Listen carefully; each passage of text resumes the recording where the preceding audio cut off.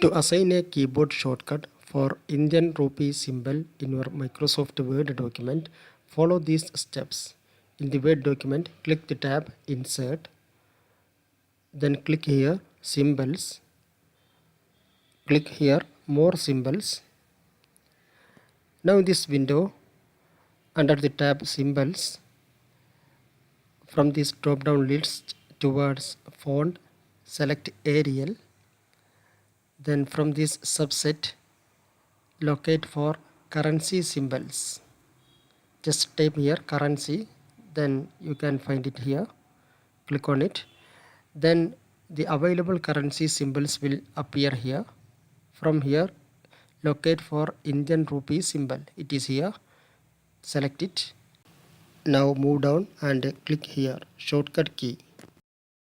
Now after opening this window, in your keyboard just click the shortcut you want to assign to this symbol.